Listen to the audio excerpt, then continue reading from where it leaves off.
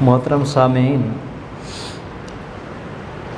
یکم محرم الحرام کو حضرت سیدنا فاروق اعظم رضی اللہ تعالی عنہ کی شہادت کا دن ہے۔ اس لیے یہ جو چند دن باقی ہیں، ان دنوں کے اندر اور اس کے بعد آنے والا جو عشرہ ہوگا، 10 محرم الحرام کو حضرت سیدنا حسین رضی اللہ تعالی عنہ کی شہادت ہے۔ تو ان چند دنوں کے اندر انشاءاللہ العزیز ہم ان دونوں صحابہ کی سیرت اور عظمت کا اس وقت تذکرہ کیا کریں گے۔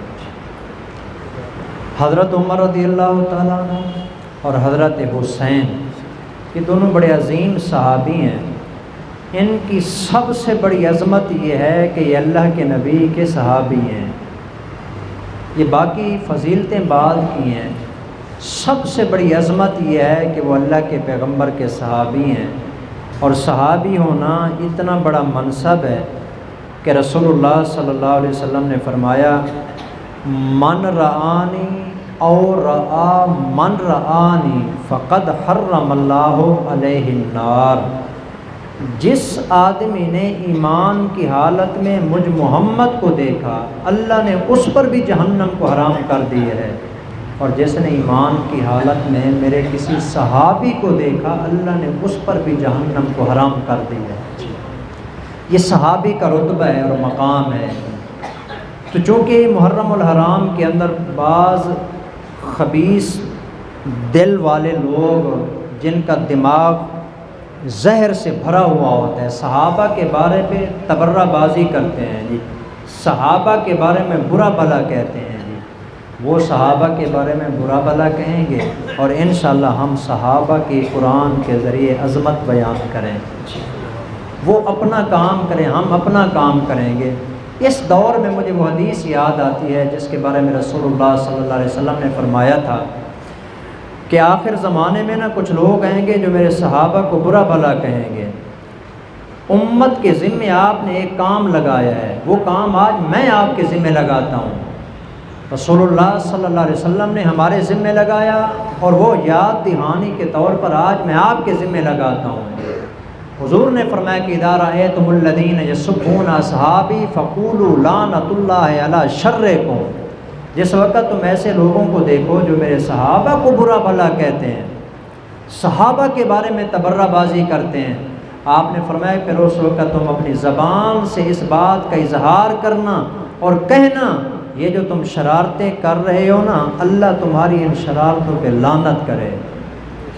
ہم بھی کہتے ہیں، میں کہتا ہوں کہ جو صحابہ کے بارے میں برا بھلا کہتا ہے اس کی اس شرارتوں کے اوپر اللہ کی لعنت ہو۔ اور یہ رسول اللہ صلی اللہ علیہ وسلم کی ذمہ داری ہے جو حضور نے ہمیں دی ہے۔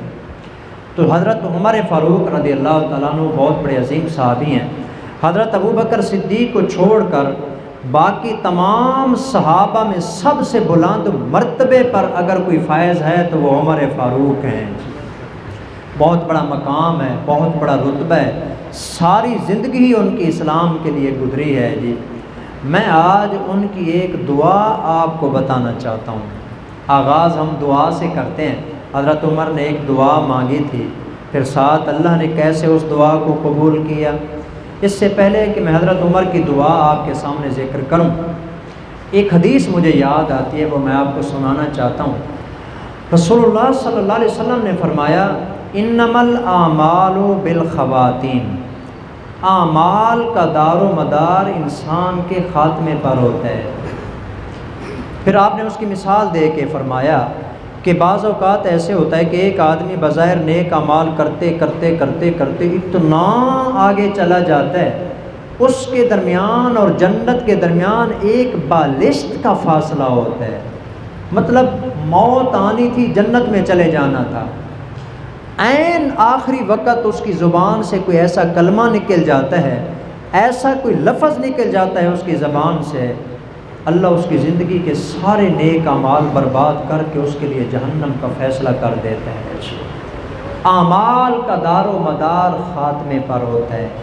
اور کبھی آپ نے فرمایا کہ ایسے بھی ہوتا ہے ایک انسان برائیاں کرتے کرتے کرتے جہنم اور اس کے درمیان ایک بالشت کا فاصلہ مرنا تھا، جہنم میں داخل ہو جانا تھا، لیکن ایسا ہوتا ہے کہ اچانک اس کی زبان سے کوئی ایسا اچھا کلمہ ادا ہو جاتا ہے، اللہ اس کی زندگی کے سارے گناہ معاف کر کے اس کے لیے جنت کا فیصلہ کر دیتا ہے، جنت میں چلا جاتا ہے ایک عمل کی بنیاد پر، ایک زبان سے نکلنے والے لفظ کی بنیاد پر۔ تو اعمال کا دار و مدار خاتمے پر ہے۔ آج ایک بندہ نماز پڑھتا ہے، روزے رکھتا ہے، حج کرتا ہے، زکوٰۃ دیتا ہے، سارے نیک اعمال کرتا ہے، کوئی پتہ نہیں ہے کہ اس کا خاتمہ کس حالت میں ہوتا ہے، اور اگر خاتمہ برا ہو گیا ساری زندگی کے عمل تباہ و برباد ہو جائیں گے۔ تو خاتمہ اچھا ہونا یہ ایک انسان کی کامیابی کی علامت ہے۔ تمام جتنے بھی اچھے خاتمے ہیں نا، کہ بندے کا خاتمہ کلمے پر ہو، بندے کا خاتمہ مسجد میں ہو، بندے کا خاتمہ قرآن پڑھتے ہوئے ہو، ان میں ایک خاتمہ ایسا ہے اتنا اعلیٰ، اتنا عرفہ، اتنا اجلا، اتنا صاف شفاف، اتنا کمال درجے کا، اللہ کے پیغمبر صلی اللہ علیہ وسلم نے اس کے لیے دعا کی ہے کہ یا اللہ مجھے بھی یہی خاتمہ نصیب فرمانا ہے۔ تو آپ تصور کر سکتے ہیں وہ خاتمہ کتنا کمال کا ہوگا جس کی دعا اللہ کے نبی نے مانگی ہے۔ بخاری شریف کے اندر روایت آتی ہے، آپ نے فرمایا دعا مانگی، لَوَدِدْتُ أَنْ أُقْتَلَ فِي سَبِيلِ اللَّهِ ثُمَّ أُحْيَا، یا اللہ یہ میرے دل کی، مجھ محمد کے دل کی تمنا ہے کہ میں تیرے راستے میں شہید کیا جاؤں، ثم احیا پھر زندہ کیا جاؤں، ثم اقتل پھر شہید کیا جاؤں، ثم اقتل پھر شہید کیا جاؤں۔ 3 مرتبہ حدیث کے الفاظ ہیں، بار بار تیرے راستے میں شہید کیا جاؤں، بار بار زندہ کیا جاؤں۔ کیوں؟ آپ نے اسلام نے فرمایا شہادت کا مقام اور مرتبہ اتنا زیادہ ہے کہ میں محمد بھی تمنا کرتا ہوں اللہ مجھے بھی شہادت کی موت عطا فرمائے۔ اتنی بڑی مقام اور مرتبے والی موت ہے شہادت کی موت جی۔ اس لیے ایک حدیث میں آتا ہے رسول اللہ صلی اللہ علیہ وسلم نے فرمایا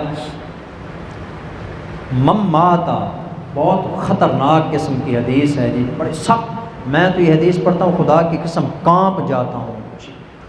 آپ نے فرمایا ماتا، جو بندہ اس حالت میں مرا، ماتا ولم یغزو ولم یحدث به نفسہ، اس نے زندگی میں جہاد کیا بھی نہیں اور جہاد کرنے کا ارادہ بھی نہیں کیا، عملی جہاد میں بھی حصہ نہیں لیا، اور اس نے دل میں ارادہ بھی نہیں کیا تھا کبھی زندگی کے اندر جہاد کرنے کا۔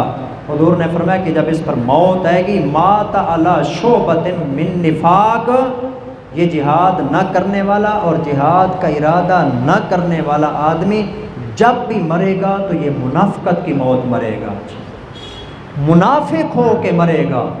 اس لیے اپنے دل کے اندر عزم پیدا کریں، جہاد کا موقع آ جائے، کسی بھی قسم کا جہاد ہو کرنا بھی چاہیے، نہیں تو کم از کم پکا عزم کرنا چاہیے، ارادہ کرنا چاہیے۔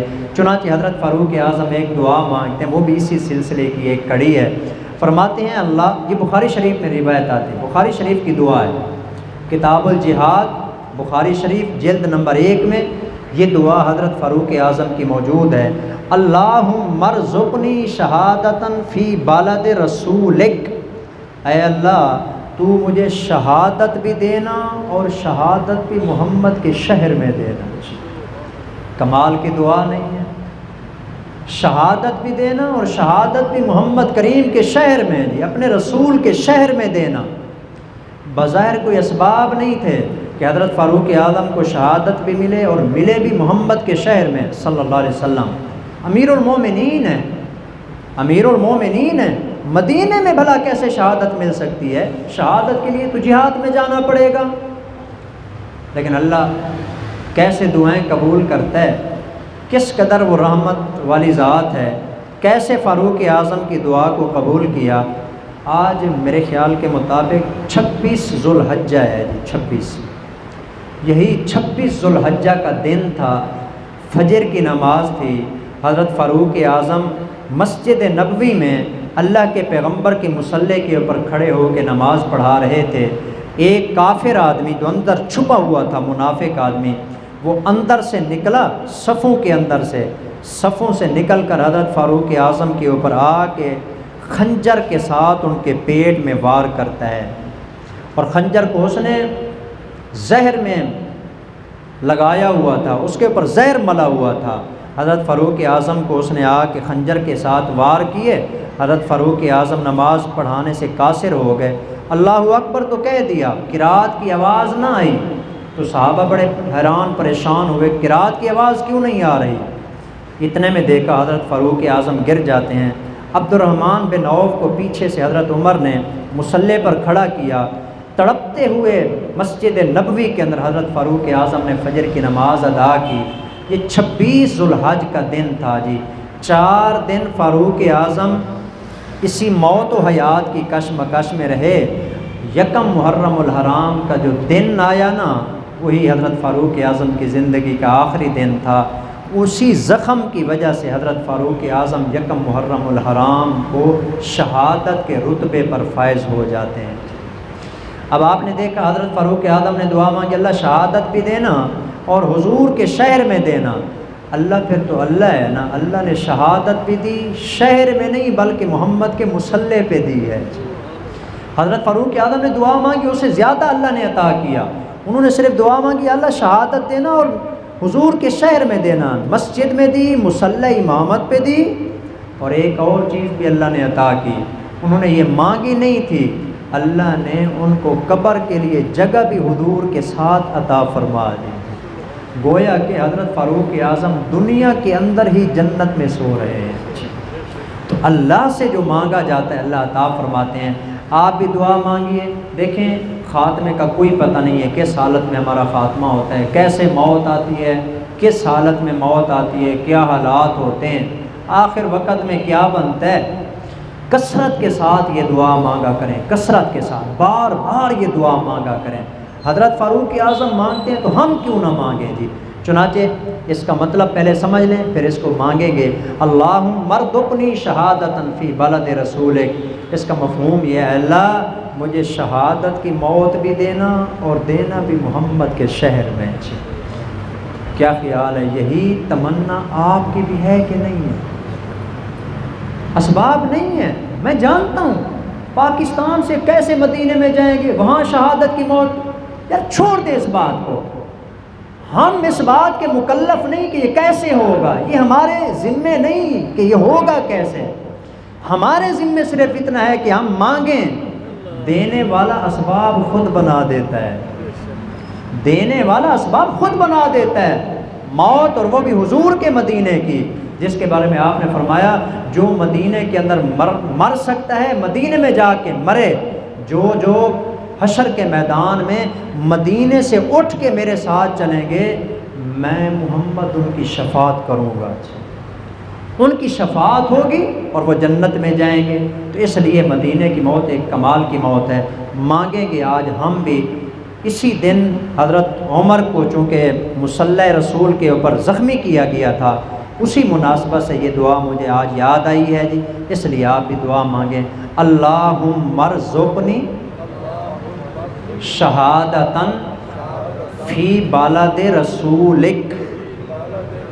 3 مرتبہ دعا مانگیں تو اللہ تعالیٰ قبول فرماتے ہیں جی۔ ہم بھی 3 مرتبہ اس کو پڑھیں گے، اللہم ارزقنی شہادتاً فی بلد رسولک، اللہم ارزقنی شہادتاً فی بلد رسولک، وما علینا الا البلاغ۔ الحمدللہ رب العالمین۔